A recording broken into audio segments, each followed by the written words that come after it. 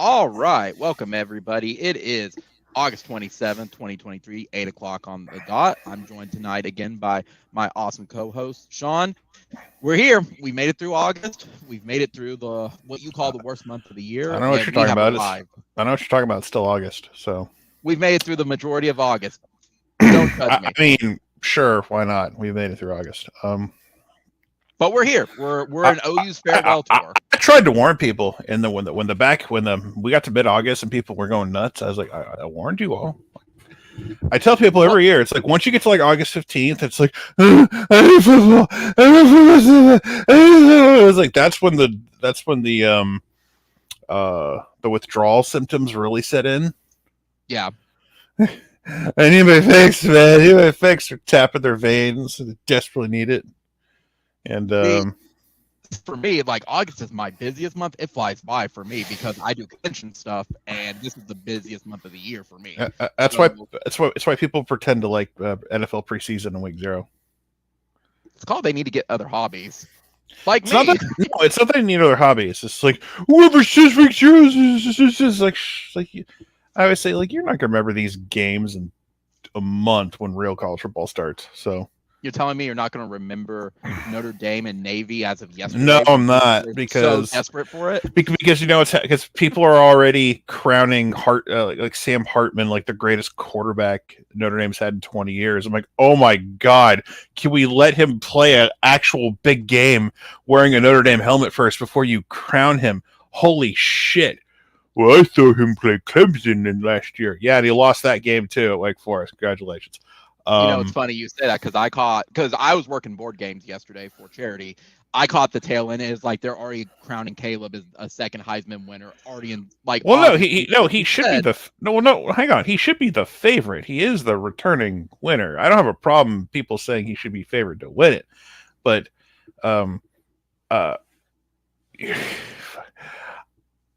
one thing I learned yesterday is that YouTube does not give a shit. YouTube does not give a shit about the Pac-12 network, so fuckers are putting illegal streams on YouTube for the Pac-12 games. I'm like, oh shit, this is easy. Neat. I don't have to go through like really sketchy sites like First Row Sports anymore. This is great. Free pirate feed on my YouTube, and now I'm gonna have people saying, "Why'd you do that?" It's like because I like my channel and I like my ad revenue. Because at this point. I'm joking, but it's kind of true. At this point, your channel's more legitimate than anything on the Pac-12, where they're just hoping to get some eyeballs on it. Well, the Pac-12 network's not going to exist anymore. It's done after this year. So, correct. They're the SpongeBob meme of, oh my gosh, everything's on fire at the moment. That's where they're at. So, I mean, yeah. If you're a USC fan or supporting USC this year, your spin zone is, man, Zach Bench is the greatest thing ever. And it's like, you're right, he is pretty good.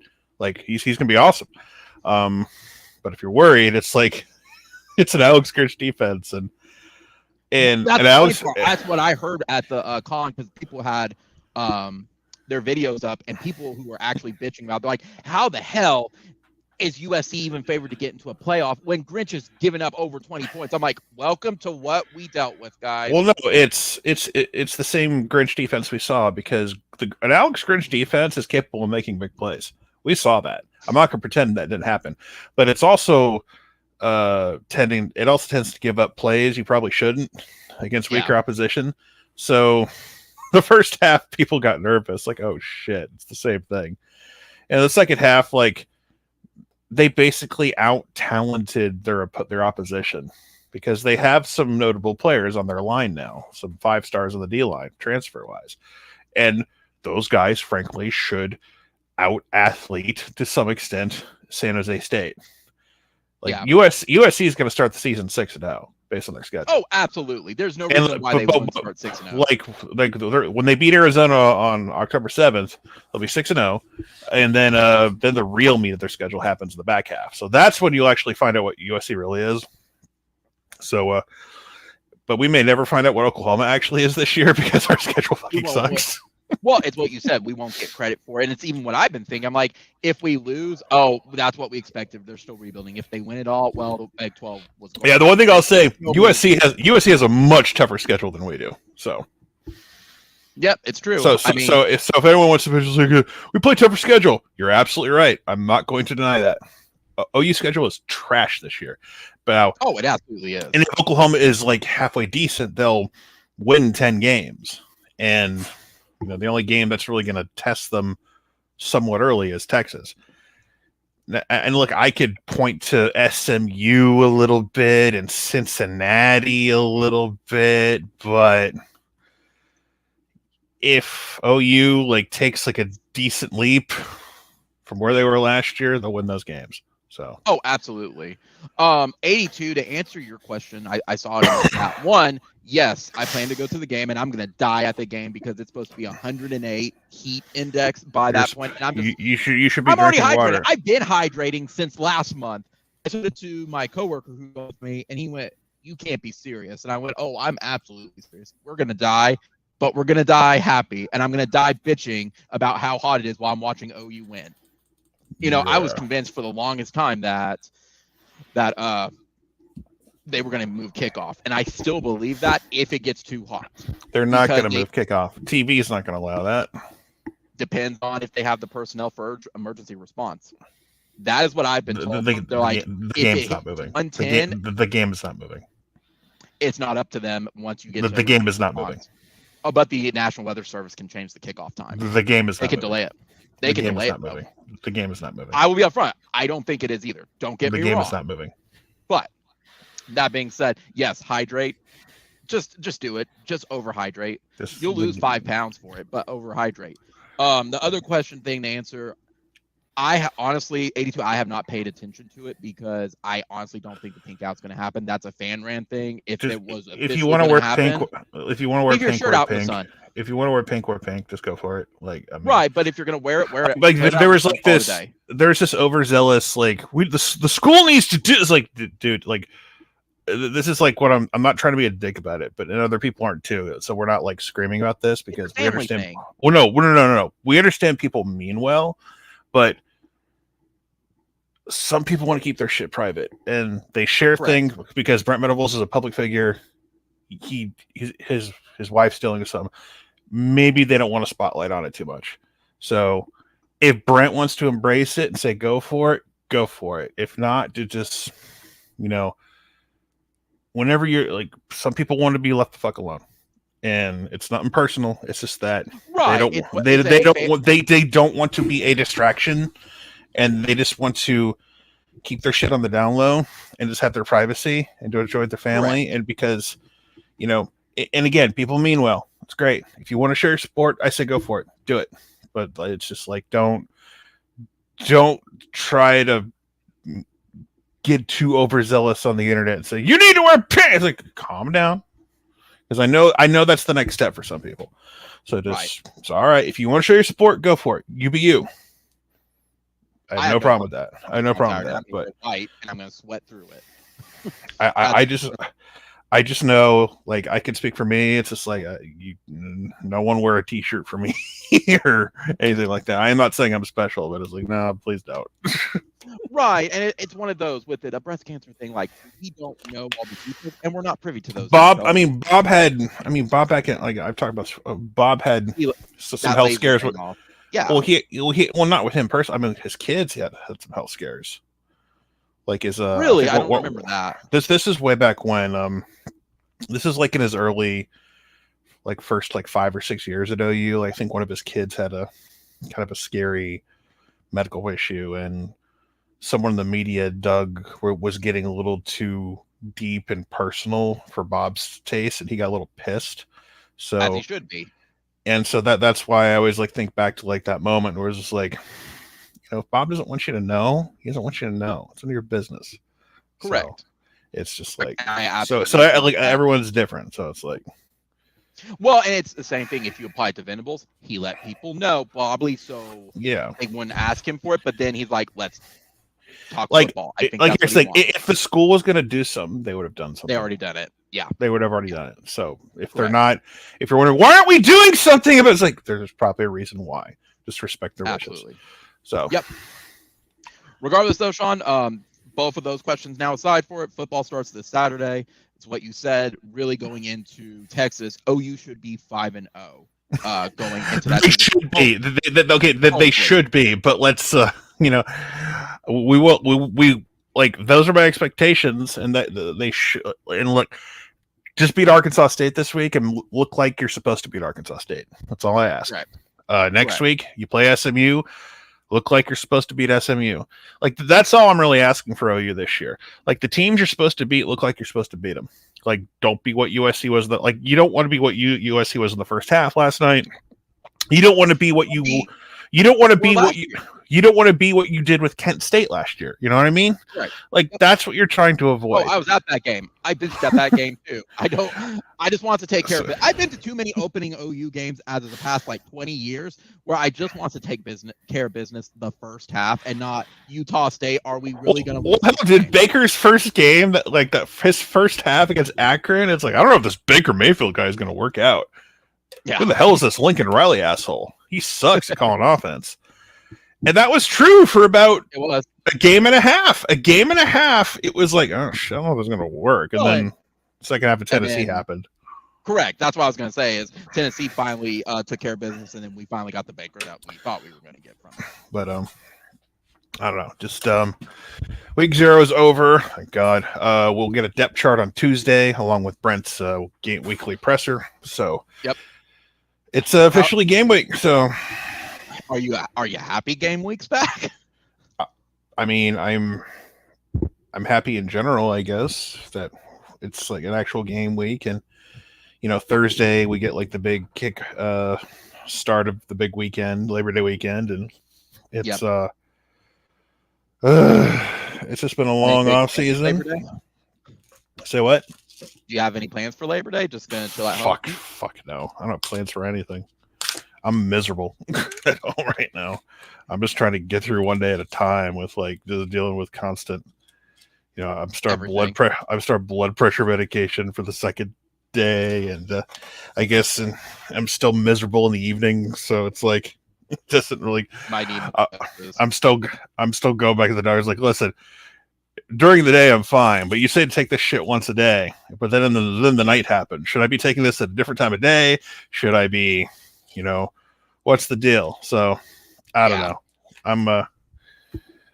I'm still dealing with headaches and shit. So, well, hopefully it starts taking into effect and helping you out over the next however long you have to. I guess, but it's like I would like to be able to lie down at times and not be miserable 10 minutes later.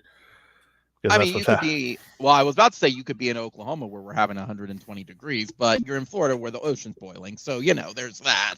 Can't cool off in the ocean. Shit, we got a hurricane hitting the state in a few days. Thankfully, I'm outside of the cone at this time, so I get to deal with that drama on Wednesday potentially. But as of right now, it's not heading my way, so it'll just miss. Isn't it death, taxes, and hurricane season in August, September?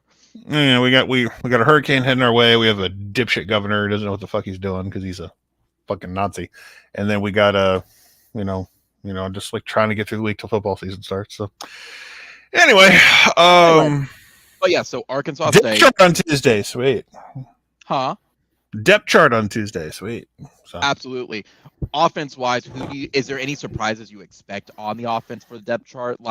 We already know kind of roughly who the O line is going to be. We know Davis Bevel as starting quarterback could be a surprise. I mean, well, yes, but in all seriousness, what would be a surprise or something that we need to? I mean, what's the only thing we're waiting? I don't know. I don't think. I think the over under is for me is how many oars on the depth chart. The over under for me is 10, and everyone's smash the over on that.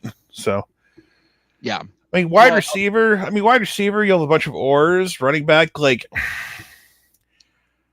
and Teddy. Marcus Major. Gabe and Teddy are spouting propaganda about Marcus Major. I swear. It's Javonte Barnes should be your starter, but God, I'm so off the Marcus Major train because he doesn't do anything. He's what's his face in the NFL. He's there for the preseason, the first quarter. Marcus Major's been here for 18 years, and he doesn't do shit outside of bowl games that don't matter. And he's the Sammy Watkins of the OU team. Well, he's either hurt or he's an academically ineligible. So I don't know. Just give me Barnes and Sawchuk, as your two backs, unless Sawchucks just has like fumbling issues still, then it's like okay, I understand that. I was like, just give me Barnes and Sawchuck. I know Sawchuck's been a little dinged up with an ankle, but I've heard he's back, so it's not going to matter too much against Arkansas State. But I don't know, the O-line. They're all going to get reps. But the O-line's pretty much set. You got Rouse. Bird's going to take that left guard spot more than likely. Rame's going to be your center. Matoyer, it's going to be your right guard, and then you have Tyler Guyton at right tackle. So that's probably going to be it. So. Did you see how much Bird is gaining? There's like Oreo pancakes. You sound like a robot for just a second. Say that again. Did you see that Savion Bird? What his comment on him gaining like over 25 pounds over the past couple months? Yeah, the Oreo pancake. Yeah, the Oreo pancakes thing. Yeah. It's not part of the. I think that's just some little extra he does on his own, which is, he's studying off out of class. He's taking study hall and how to stay a fat body that he's supposed to be on the offensive line. If the dude can play consistently, the way we know he can play, he's gonna be really good. I think we'll be able to run the ball this year very effectively, and so that's gonna take a lot of pressure off the quarterbacks and the receivers, and so it's the only thing I'm concerned. Go ahead. So the only thing I'm concerned about is tight end. So I don't know. I know Blake Smith is kind of the de facto number 2, and we're all gonna Blake Smith's gonna be a guy people are gonna point to. Why isn't he doing stuff or playing more? Because he caught a TD pass in a spring game with a club because he had a broken hand. So which is what's gonna happen? Something stupid. He'll try to catch a pass, he'll drop it. And it'll happen 1 or 2 times. And then someone smart like me will come on Twitter and says, what we need to do? We don't have to break his hand again or a bone, but we'll just put a club on it again. He'll catch better because he caught that pass that one time. But I'm just making stuff up and to be silly at this point. But I don't know. But no, tight end is just like watching highlights of Davon Mitchell in early high school games just makes me want to cry because he's going to be so good when he gets here next year. He's just like a beast. And I was like, can he reclassified this week against Arkansas State? Can he just start as a 17-year-old true freshman? Because that would be awesome. So here's my question. I kind of alluded to it in the schedule. What is your expectation for the O-line then? For it, I already told you. I already said what. Not for starters, but how well do you think they're going to perform this year versus? I don't know. You lost Anton Harrison, so I don't know if you get better. But Walter Rouse played a lot of football, and he's pretty solid. No one's questioning whether he should start at left tackle. So, I think we're good at tackle, and Rame is healthy, so we're good at center. And how is Rain though? Because I'm hearing his camp has been kind of no one's saying that about Rain. Really? Because I heard where it was he's not having the best camp, but he's still. I have no idea who the hell is telling you that, but Rain is having a very good. He's had the best camp he's had ever. Gotcha. Rame is healthy. He got his off-season surgery. He's better than he's ever been. Rame really showed a lot of promise as a true freshman in that K-State game in 2020. Yeah. He as a true freshman, they put him they played him some snaps early as a guard, and I'm I wanted his ass at guard because he's just a mauler. Yeah. That there was talk about trying to put the best combo out there, maybe put the Appalachian State kid at center and put him at guard, just let him maul people. But they're gonna keep Rame at center from what it sounds like. So from everybody on the line. But Rame is healthy now, so I know Rame can play. It's just he's I'm sure he was cranky last year, dealing with fighting through injuries and shit, and he finally got healthy. So, but no, Rame sounds good. Just talking to him. They talked to him after practice a week or two ago. He's very upbeat. He sounds very positive. There's just you can tell guys with body language. There's fall camp and guys talking up stuff and everything. There's a different feel around this team for some players. Mm-hmm. Rame doesn't The only time you could tell something's up is like when Levy's asked about tight end. It's like, yeah, this is tight end. Well, okay, tight end. Yeah, because you got to filter through the white noise, and I mean, it's the best team, national championship, undefeated, and then you hear all the stuff. But really, I don't think anyone's saying that. I don't think anyone's saying that. But it's like when you. It's like I tell my uncle and tell my dad. It's like any one player can have one good practice, and people can blow that shit up to mean something. But it's when you consistently hear it like day after day and week after week. Well, not just Gavin Freeman. I'm talking about the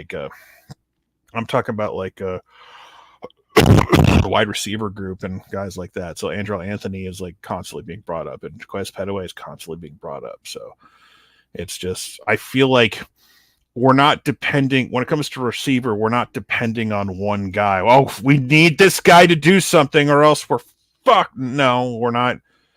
Because like the thing that bugs me about camp and stuff, and even Scoop is guilty of this. It's like, no one's talking about Gentry Williams. And then Scoop will then admit like 5 seconds later, well, we actually haven't talked to any of the corners when we go to. Well, how do you know if you've talked to any of the corners? Like they talked to everyone else. They talked to receivers. They talked to Jaden Gibson. They talk to all these guys. It's like, I'm not trying to like saying they're wrong, but it's like under the bus. But it's like wait a minute. Like if you haven't talked to any of the corners, how do you like? I mean, there's a lot of hype around Josiah Wagner, but she was look. Wagner's the type of guy that a lot of people thought we would not keep when he committed, because he was like he was a Washington State high school player.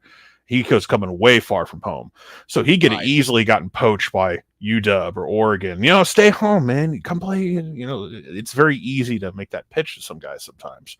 Yeah. Like he was Wagner's a big time, top tier elite corner prospect, and we kept him, and he's here. So, I mean, Josh McCuistion's really hyping him up.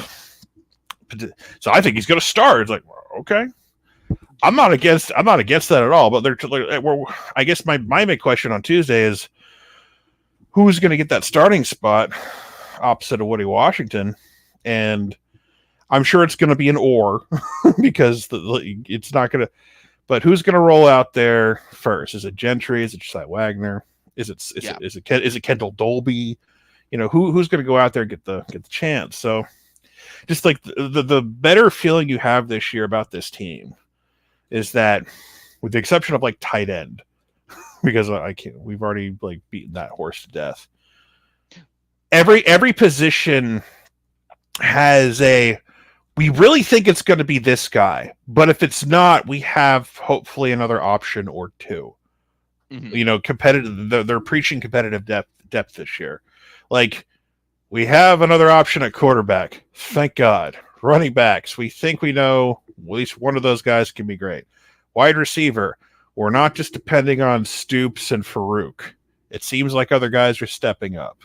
Offensive line's a little tricky because the tackle spots, I do think, they have two young promising guys, behind Guyton and behind Rouse, but, you may not necessarily want them to start right away, like Caden Green. Sexton is hopefully getting healthy because he's still recovering from his ACL. He's practicing, but you don't want to get him out there to start. I mean, if you can get to a situation where you're winning in a blowout and you get Sexton some reps for next year, that'd be great. But interior D line, we just got to figure out who could be those guys. If it's a Dejon Terry along with an Isaiah Coe and and whatnot. If you, based on using the tight end as the example for it, besides tight end, is there kind of the equivalent on defense that you're worried about with it? Unless you count punter, because I don't know who the hell the punter is going to be this year. Oh yeah, the amazing punter is apparently going to be an adventure this year. So. Oh man. Be prepared for inconsistent punting from this team potentially.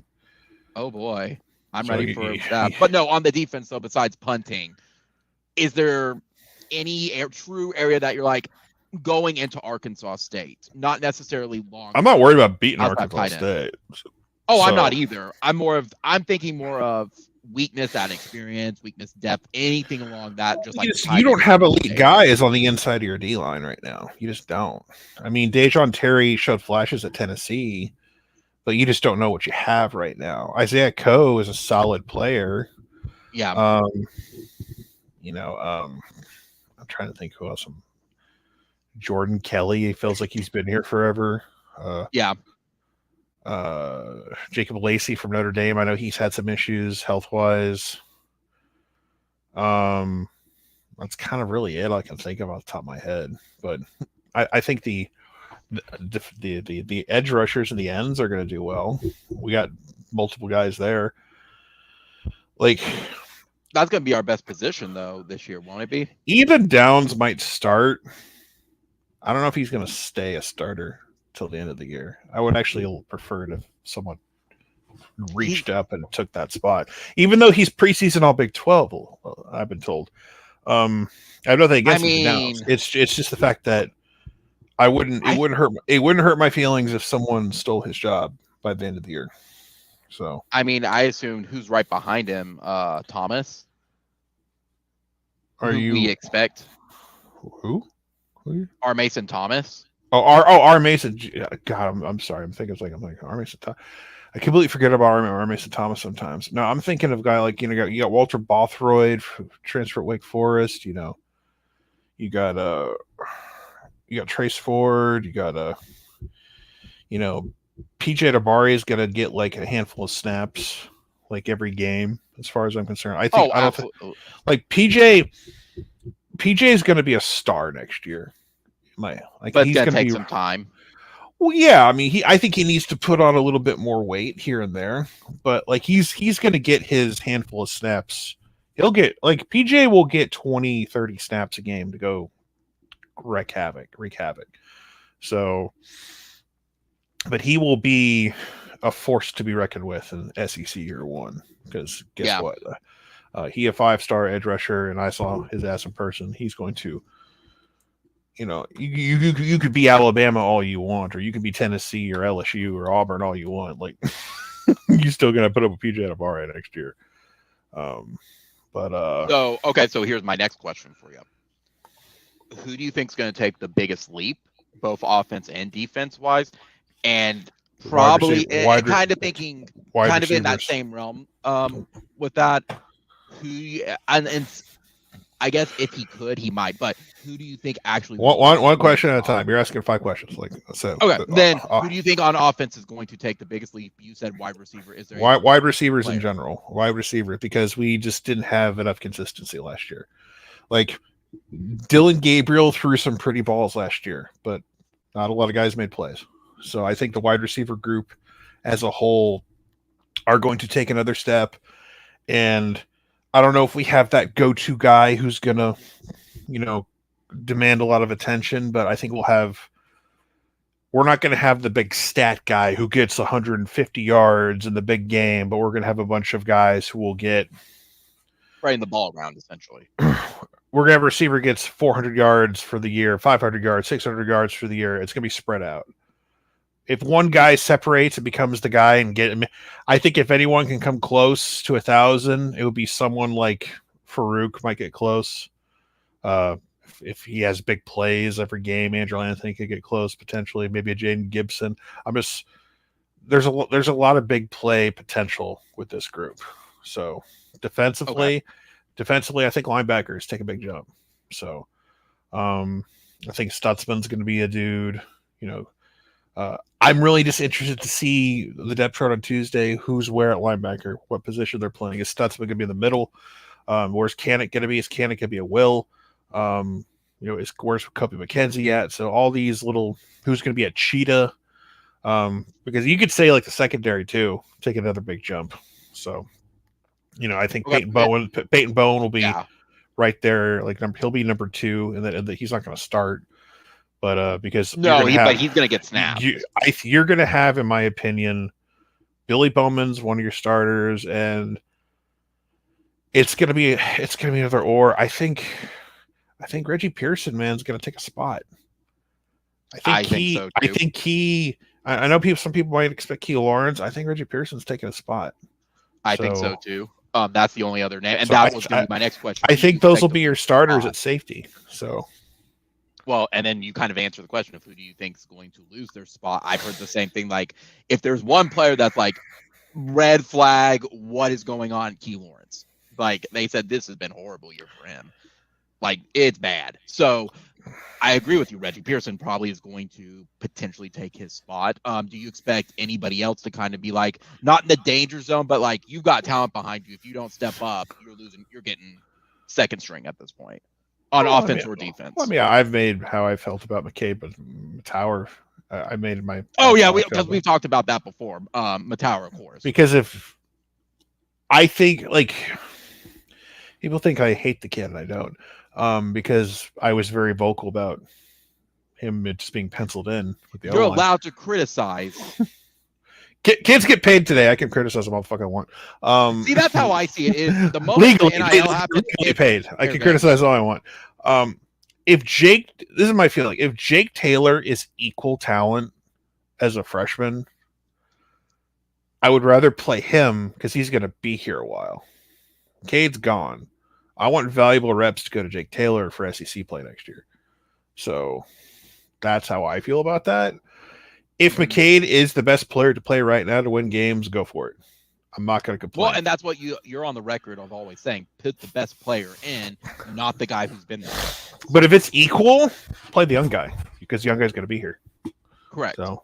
Correct. The other one, he's had his time.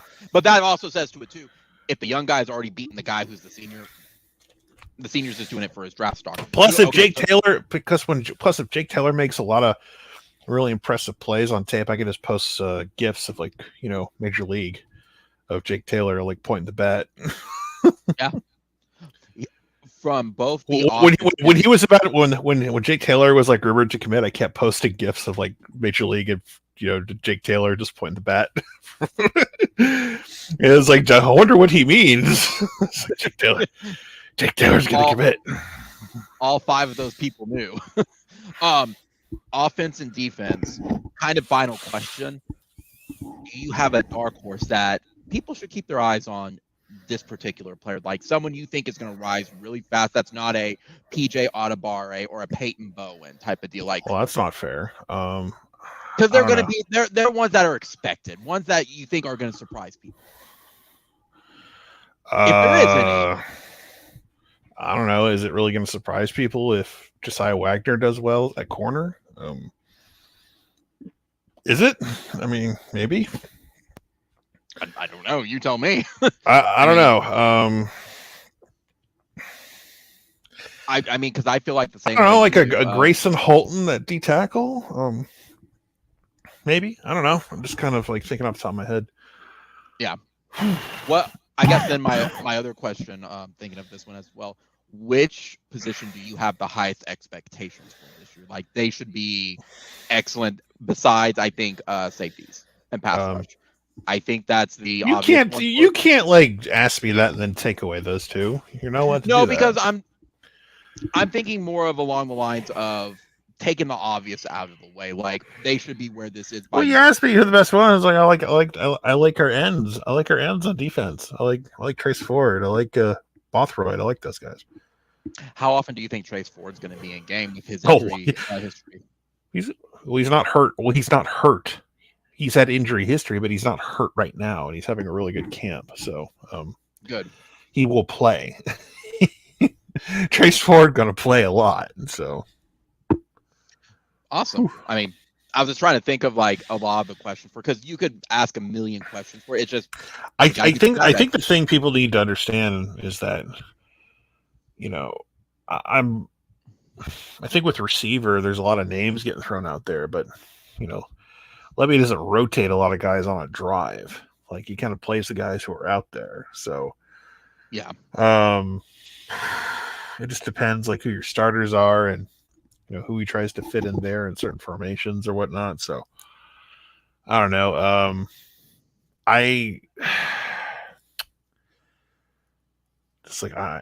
If guys can become. I'm trying to think of one.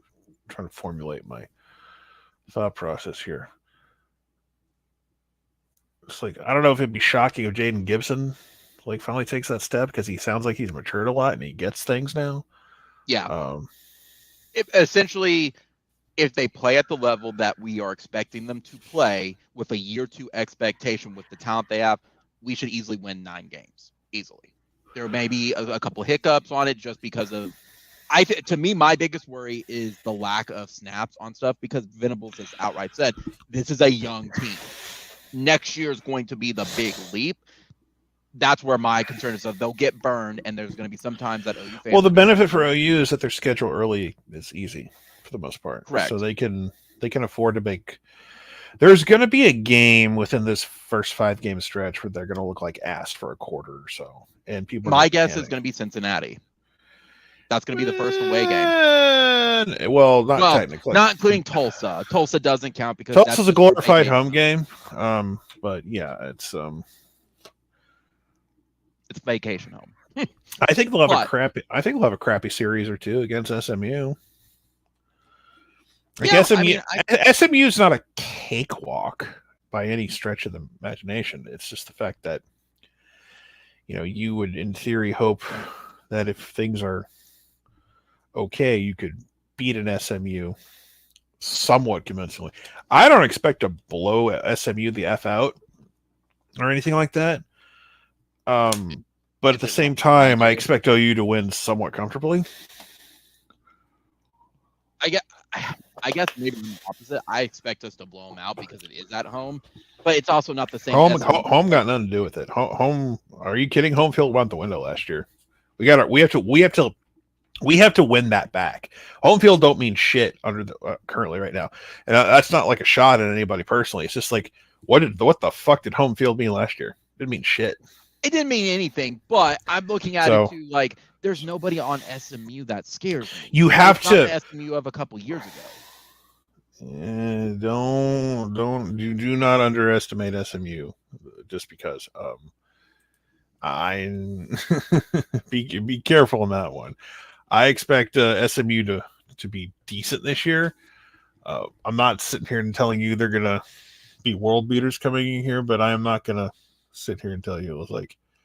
I know it's a different team. I know obviously the coach that we really feared went across the street and is coaching at TCU. That's the game that everyone see that game with TCU at the end of the year has a chance to be something. It's just we're gonna know what OU and TCU are when we get to that game. Correct. But man, I'll tell you what, if you want to circle a game that for whatever reason could mean something big for both teams, depending on how it turns out, you get that isolated Friday all to yourself, everyone watching. Could be a big deal. Last Big 12 game we ever play. Thank goodness. And don't get me wrong, I want to state it. I'm not throwing SMU under the bus. They can score. They can find the end zone. I'm fighting they can score, but they were 7-6. Are they going to be a challenge to a team that was 6-7 last year, or did OU take a little more of that leap and SMU is going to be more? No, I'm just I'm trying to give listen. I believe realistic.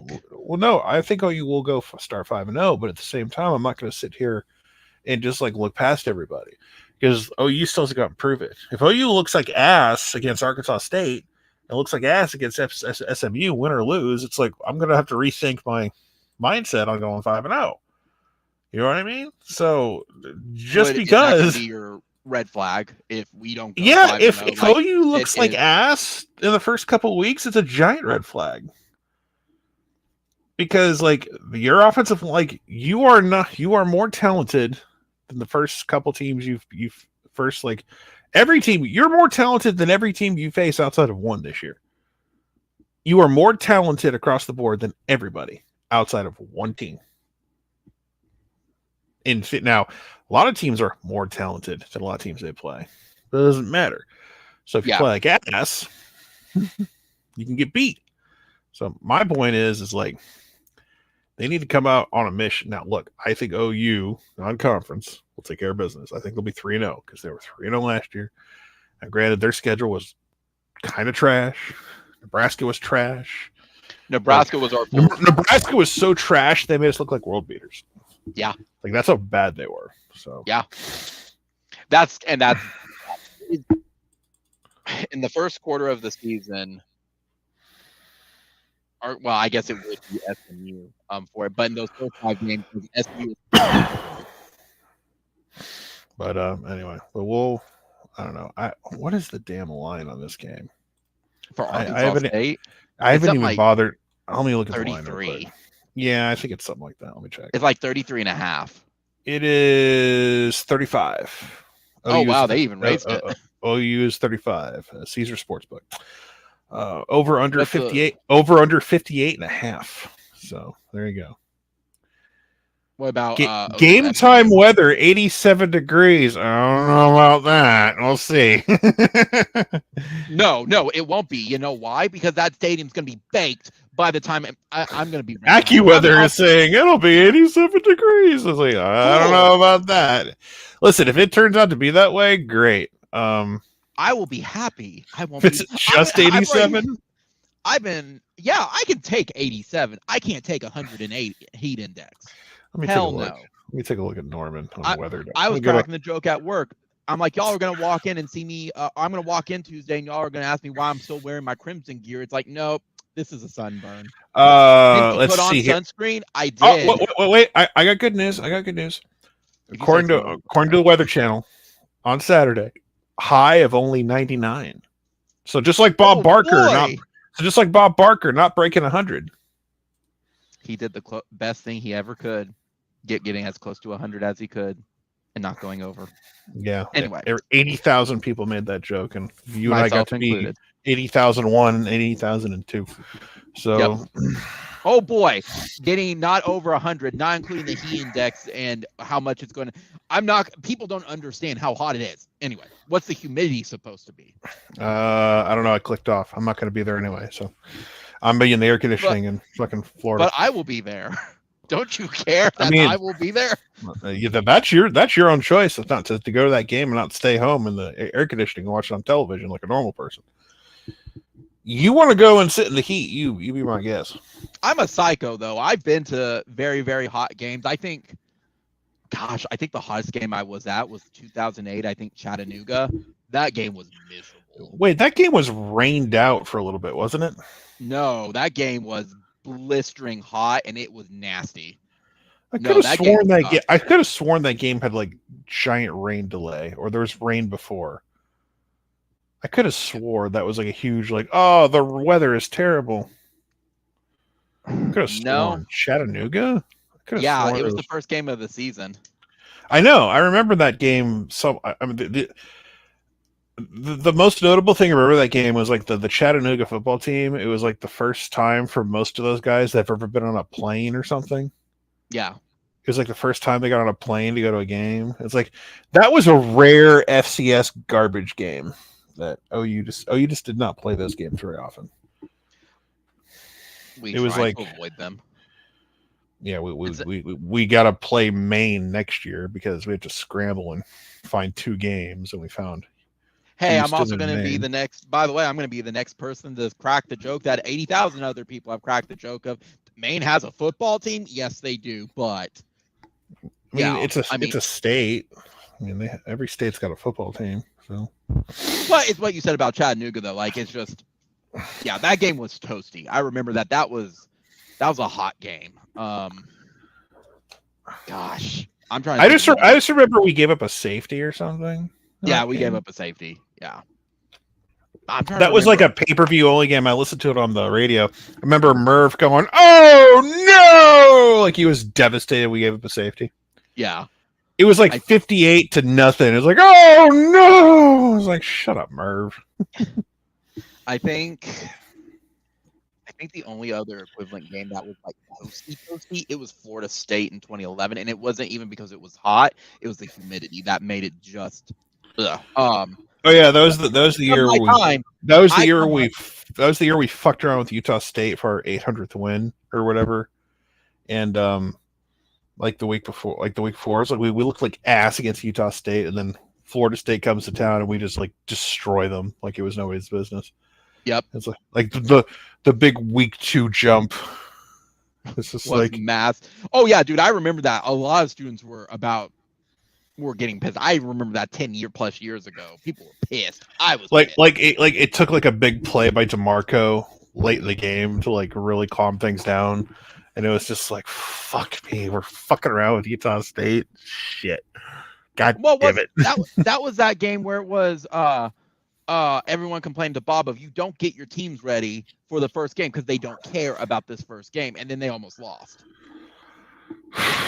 Oh yeah, because people were pissed. They were never because people were pissed off about BYU the year before and everything. So that shit carried over in the next season a little bit. So I don't know, because like people were so used to like week 1, like 3 years earlier, we're playing like North Texas and we beat them like 72-10 or some bullshit because we got like redshirt Sam Bradford and redshirt DeMarco just like owning people. So people were pissed that we're not doing that shit. So yeah, I'm more of my expectation. Just put the game away in the first half. That's all. Another. Yeah, just that simple. Just like it's a video game. Yeah, just put the game away in the first half and coast. I mean, when you're facing Arkansas State, you should be able to put it away in the first half and start. But you gotta be careful. We're going up against Butch Jones. He's a champion of life, so you gotta be careful. Oh, I'm sorry, I forgot about champion of life. I mean, I'll put that right next to my hydration chart. Another hot game, Air Force. That was a toasty game too. Yeah, that was a hot year. Yeah, stop playing the service academies. It's like that was a game where Landry had to make a clutch third down to put the game away because they couldn't stop him. Yep. Couldn't stop Air Force. It's like, well, I mean, we can play the academies now since they can't chop block anymore. They can't hit below. This is true. The service academies can no longer equalize and take away. You took away their one weapon. Chop blocking is now illegal. So, service academies, you are not allowed to have big fatties on their line because they have to make the height, weight, body fat percentage calculator for military, like I used to. I would fail that bitch in a heartbeat today. But it's it's like like your linemen have to meet the body fat calculator. It's like, dude, you think David Stone might. David Stone actually might meet the body fat calculator. Dude, he's a pretty lean 275. So he actually might do it. David Stone ain't a fatty. He's like a built 275. So I don't know. I mean, he's built. That's actually a good segue. Speaking of that, David Stone committed yesterday. I had to look this up, and first of all, I would give props to ESPN for like when halftime happened. There wasn't this. We'll be right back. They went right to the fucking tent and just did it. I'm like, that's awesome. Explain to me what happened for that because I was demoing and doing games. I was not paying attention to that at all. David Stone and Jane Jackson were dominant on their defensive line for IMG because it was cool. IMG won like 17-14. So, oh wow, that was. I mean, it's 2 nationally ranked high school teams. So, IMG was like 3, and the other team they were playing was like 10 or 11. So they were like nationally ranked teams. So, yeah. Excuse me. So, I mean, what do you want to know? I mean, other than the fact that he walked over to the tent, sat down, and picked up the hat.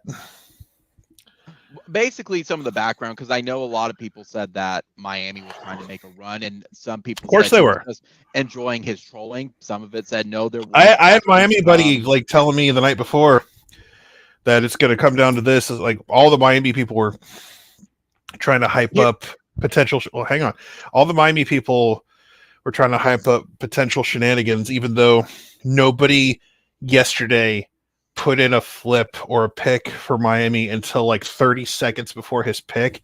And it was a Michigan State dude who said people told him that on the sidelines he's saying Miami and he fell for that bait and he got embarrassed. But other than that, no one of note was flipping their picks or making Miami picks yesterday. So that's what I was curious on. Once we got to the game and we were like near halftime, it's like no one's putting in crystal balls or any late flips. I was like, we're good. So when that was going to be my on it because I saw like someone posting. I think he retweeted it. was, I don't know if he was being a grandmaster troll, but saying like it was Miami up till the hat pick for it, because he talked to his mom. His mom said, "Make your best decision." No, Some people have said okay, that so like the decision was made on Monday, this past Monday. So 6 days before. Okay. Yeah, that decision was made on Monday. So, look, I don't doubt. Here's the thing: I do not doubt that conversations were had past Monday, and that there was a lot of pressure for certain members of his family to go to Miami. I get it. The one thing I do believe is him having that heart to heart with his mom. Is it? Can I just stay home? Can I just? Because David's wanted to go to Oklahoma forever. Mm-hmm. He's wanted to commit to Oklahoma forever. But, and it's ironic, and I'm not trying to make light of this, that Del City, there's issues there. There's people that she worries about. And what happened in Del City on fucking Friday night? It's like, and Del City's getting a massive reputation for that. Like, if we had Gavin on, he could go on about it. Yeah. And look, I hate to try to minimize this as a recruiting thing, but I ain't the only one. When that shit happened, it was like, one of the things that people were talking about was like, is this gonna like affect his recruitment? I know it's low and stupid to say that, but like that shit literally floated in my head. Oh my god, what if this is a last second thing that freaks out Mama Stone and he's like, you going to Miami now? And I hate to say that out loud, but that's what my mindset was during the weekend. It's like, shit. I feel for the people who were hurt, and thankfully no one was killed. There's no fatalities last I checked. Yeah, but now it's the, not to get on my political soapbox because I could go on this for hours myself, but this doesn't. But Del City is like, stay the fuck away from Del City in Oklahoma. Del City, but also too with all the bomb threats up in Tulsa, it's not a good look. You're not wrong of thinking that is this going to influence it? Is my kid going to be safe? Obviously, it's not Norman. That's the thing. Norman is not Del City. Correct. But that's a legitimate concern. Any parent would be thinking that. I don't blame them for thinking that, if that is a case for that. Because heck, I'm looking at where I want to go to some high school games this year, and I'm like, man, I don't know if I want to go to some of these high school games now because they high school, dude. Unless enjoying the people watch. No, unless I work for a recruiting service, I ain't going to a fucking high school game. Oh, for me, it's just like if it's down the street, I'll go watch it. But I ain't going to a high school game. No, I have no business being there. Right. Closest thing I went to a high school game was the Under Armour game. That's the closest thing I came to a high school game. Well, my alumni and stuff is here too, so it's like sometimes I can meet up with people and we just sit and watch. So, my Miami buddy hit me up like he said this isn't over. I'm like, dude, I don't doubt Miami's not gonna stop recruiting him, but it's like, look, David wants to go to Oklahoma, and he's gonna go to Oklahoma at this point. If he's already convinced mom, if he's already like, look, this is what I want to do. He wants to play for Brent. He wants to play for the hometown team. He grew up in the state. He wants to play for OU. And OU can't afford to lose him. So if we're talking about, he's got to get his NIL deal like everyone does. And here's the thing, if you're OU fans. OU has staved off Miami for like 3 guys so far. Stone, Jaden Jackson, Davon Mitchell. Like, it's not just money. Like, not everyone, like, money's important, don't get me wrong. But there are guys, like, money's part of it, but they also want some of the other shit to go along with it. And people are trying to throw Winery hopium out there, including Gerald McCoy. I was like, all right, y'all need to let go of that, because if it's about money, nothing's going to change in December for Winery. So I just that's my 2 cents on that. Well, what if Missouri loses a bunch of games? If it's about money, that's not going to matter. So what? So Luther Burden or whatever, he went to Missouri and they ain't doing shit. So anyway, all I can say is that Stone is a Sooner. I know people are trying to get some hopium up for McKinley on Friday. I don't have any right now. I think you'll see some crystal balls and predictions coming for Texas later in the week. But that's fine. I expect him to go to Texas at this point. Hey, shit can change. You never know. Like we have like 5 days till he actually makes a personal announcement or decision. But as of right now, there is nothing in the ether to indicate Oklahoma is in this. I mean, he's part of the final 2 or 3 or however many finalists he's, however many hats he'll have on his table or whatever. But everything feels like it's Texas right now. Could change.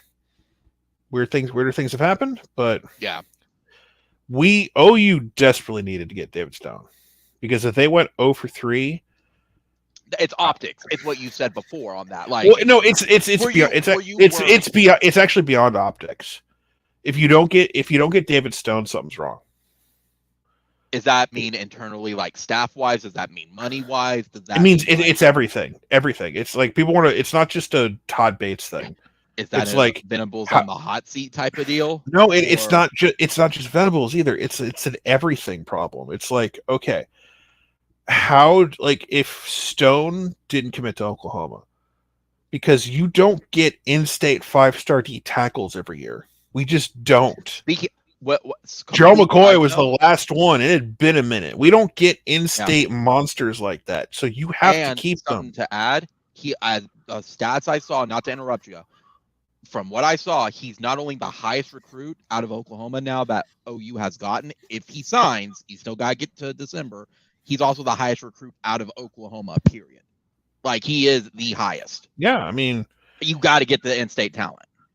Yeah, it's like he's at IMG. It's like, so he's an in-state kid. He was a monster here too. And him going to IMG is only going to help him get better. So, but listen, Jane Jackson, Nigel Smith, White Gilmore, it's a very solid D-line class. But David Stone makes it elite. And I know people are going to throw in a Koye potentially. He's like an edge guy. Yeah. But for me, like, Nigel Smith is on the 8th. It would be... And Nigel Smith, yeah. If Nigel Smith isn't an Oklahoma Sooner, aliens abducted him and warped his mind. So that's basically what would have happened. Nigel Smith is like 99.99% a Sooner. He's taken like 11 trips to campus, so he's going to Oklahoma. Yeah. Nigel Smith might be the most it's actually might be a tie. Jade Jackson might be the most underrated guy because go back and watch IMG play. Yeah. Jade Jackson's not a fucking 3-star. he ain't no fucking 3-star. He's a 4-star minimum on his worst day. So his ranking will go up. He's not going to stay a 3-star. While again, my brain's bouncing around a little bit.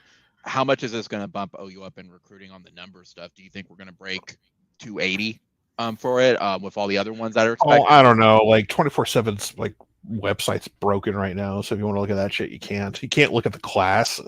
Like you can't look at the actual OU committed class because the website's fucking broken. I don't know. Like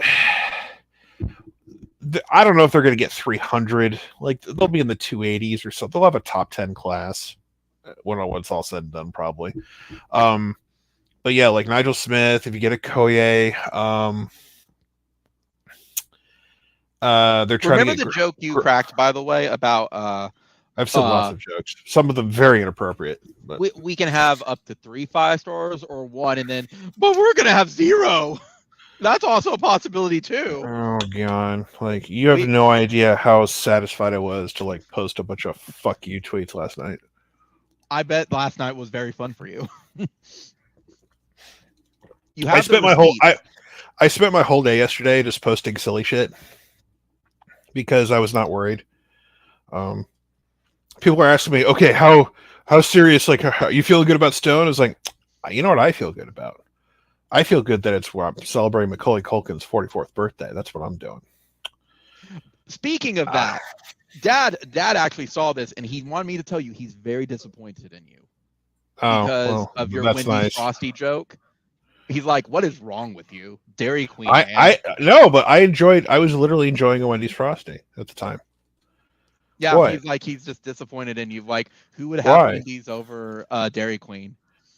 There is Take no a tip. Dairy. First of all, there is no Dairy Queen near me, so fuck Dairy Queen. Second of all, I didn't just get a Frosty by itself. I got a Frosty. See, this is what I do. Whenever I get a Wendy's, which I unfortunately that will be the last time I get Wendy's. I'll talk about that in a minute.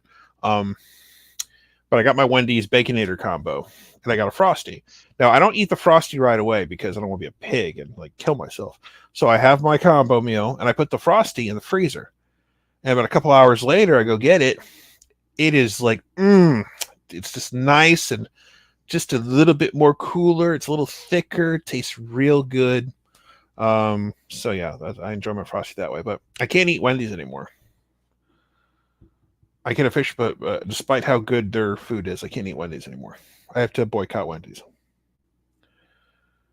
That's depressing. Wendy's is like one of my go-tos. Like, Oh, it's my guilty pleasure. But you have to do it too. You have to boycott Wendy's. Oh God, why? Guess who has an NIL deal with Wendy's? Oh fuck, it's our reigning Heisman Trophy winner. So you got to boycott Wendy's now. You're not allowed to go to Wendy's anymore in Oklahoma. Ah, damn it. So. Fuck. Why? So.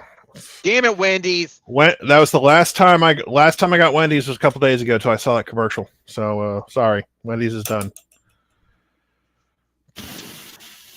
Can it be something like where it's like Papa John's, where it's like it's a franchise? Well, Papa John's is racist, so I could easily not eat Papa John's anymore. Well, you get where I'm going with this. Of maybe it's a franchise. Papa John says the N-word, so we can't. I'm not referring to that. I'm referring to the. Is it individual business? Maybe it's a district, so I don't have to worry about that. So this one. Caleb is in Wendy's commercials you see nationally. So you gotta boycott Wendy's. Ah, damn it. Why do you gotta be a Debbie Downer, man? Why? Well, you were gonna see it eventually. You're gonna watch college football on Saturdays, and you're gonna see that fucking ad pop up, and it's gonna piss you off. On you, not if I go to the game, then I can't see it. You're gonna see Caleb on Wendy's ads, and you're gonna see him on Fansville. So you got to boycott Dr. Pepper as well. Oh, that's okay. I don't drink soda anymore anyway. That's okay. Well, there you go. So you got to boycott Dr. Pepper. You got to boycott Wendy's. So. That's okay, but again, that means that just gives me. You also got to boycott fingernail polish, but I think that's easier for some people. So it is what it is. Yeah, for some people. I mean, for some people it is. Yep. So you're killing me, Sean. Wendy's, man, damn it. Anyway, so back to David Stone. So he commits. You mentioned Nigel Smith. Does Stone's commitment actually cause others to be like, yeah, we're going to be now committing to Oklahoma as well? I mean, probably, but it's like, yeah, remember our class is almost done for the most part. So, I don't know. The ones, okay, so the one I'm really looking forward to, hopefully, is Grant Bricks, who's like a really big time. He's a top 100 player offensive lineman out of Iowa. Yeah. Okay, now here's the thing with Bricks. He's not a social media guy. He's not the type who has a ceremony from what it sounds like. So it sounds like he's the type of guy who's just gonna tell someone he's committed, and then it's gonna leak out through. So like what Eli did. Like Eli Bowen. Oh, Eli Bowen. Okay, I was like Eli. For a second, I thought you meant it's just like, I'm just gonna drop this today. no, but he had a graphic made. Bricks ain't gonna have no graphic made. He's just like, oh god, okay. I think the same page. I honestly think Grant Bricks is the type of dude who would make a Twitter account with like no avatar and no followers and just post that he commits. He's like, how come nobody knows I committed? It's like, dude, nobody knows it's you. That's good. That makes sense. Is it just he keeps to himself with it? Just he's not social. He's like a country farm boy who doesn't know what the internet is. Or something. I mean, I joke when I say that, but it's like I don't think he gives a shit about all that. It's like he just wants to play ball.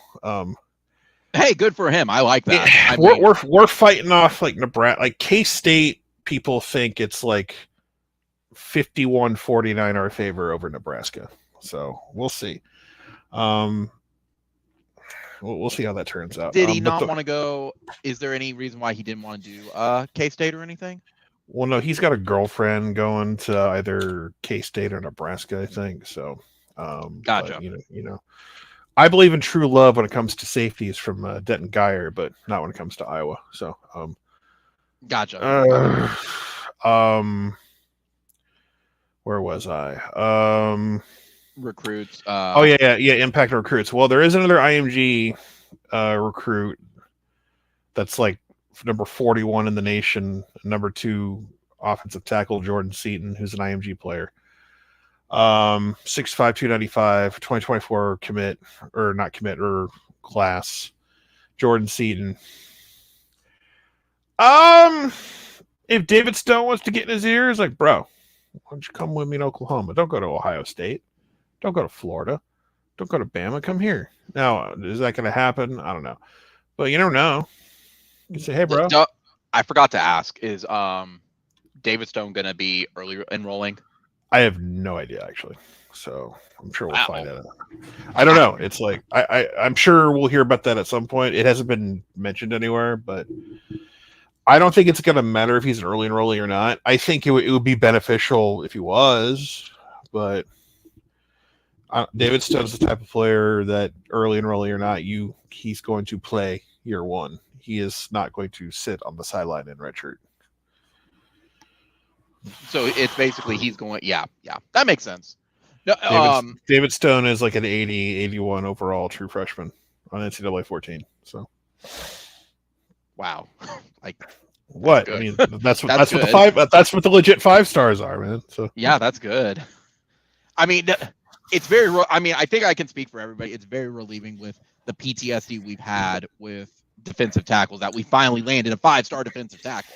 Do you think? Well, he's got to sign, which I think he will. But it's like we had Gabe Dindy verbally commit to us, and we were betrayed by the piece of shit out west, and then of course Gabe Dindy left because, well, obvious reasons.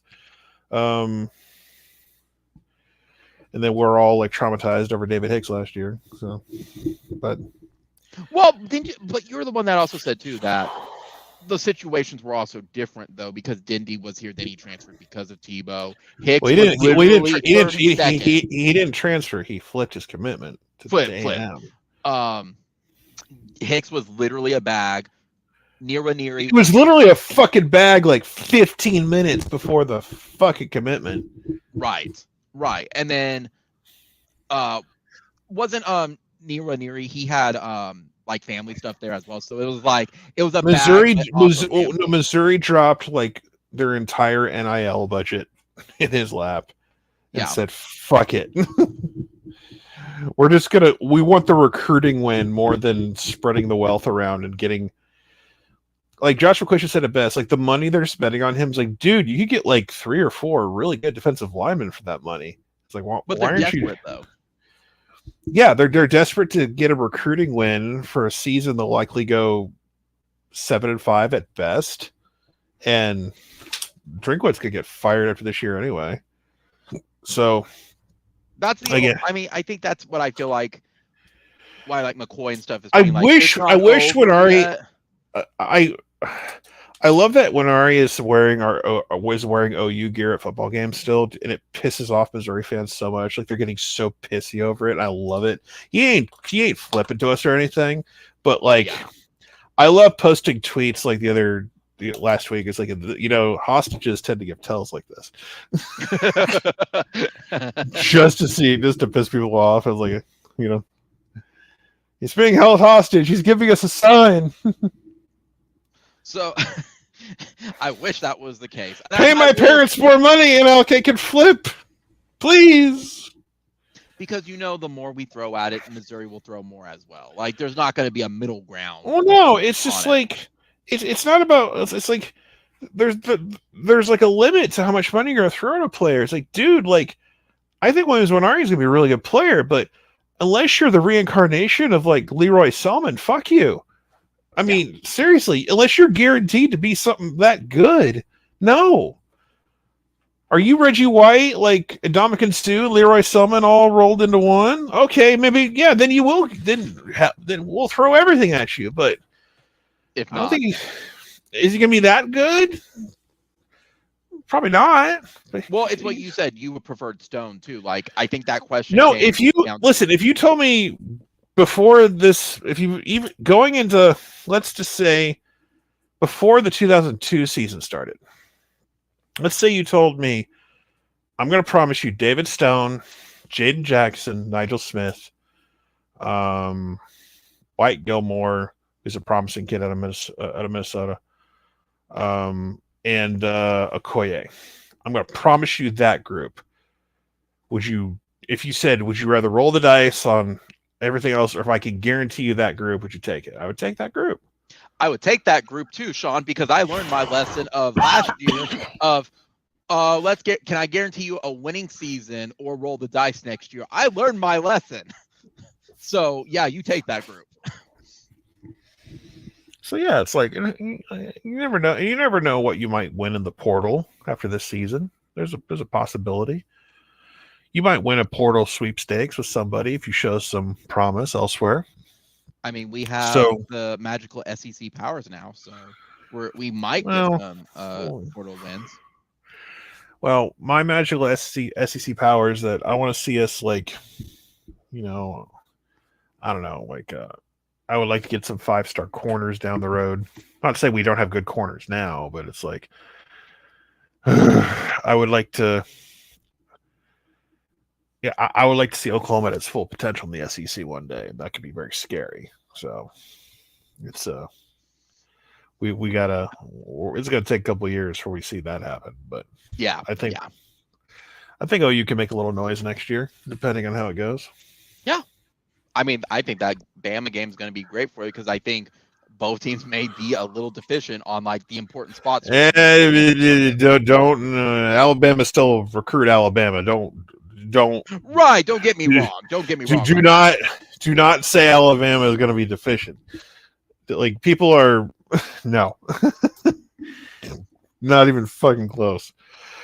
If you want to say quarterback, fine, I'll listen to that. But everywhere, no. That's what I'm referring to as quarterback. No, everywhere else that matters, no. Yeah, that's why I was thinking of. It's like quarterback without that, it'll be a little fight. I don't think it's going to be outside of QB. I would trade, places with Alabama in certain areas in their recruiting classes. Let's just say that. But I mean, we're getting there. It's going to take time, but we're getting there. It's like Ohio State and Georgia are just recruiting like monsters right now. So it's just. I mean, they have the money, insane. man. It's insane. Georgia finally discovered that they have money that Texas A&M discovered, but Georgia actually develops their players. No, Georgia doesn't have the money you think they do. They just like they don't have to drop a lot of bags like you think they do. They do drop bags, don't get me wrong, but when you win and you develop guys, you don't have to develop bags like you think you do. Yeah. I mean, Bama has that for that as well. Is there any games you're looking forward to this weekend besides ours and probably Florida State and LSU? That's on Sunday, so I guess that's the easy answer. I don't know. I haven't really thought about any games outside of ours. I mean, that's also a signal it's week one, like everyone's getting through the games.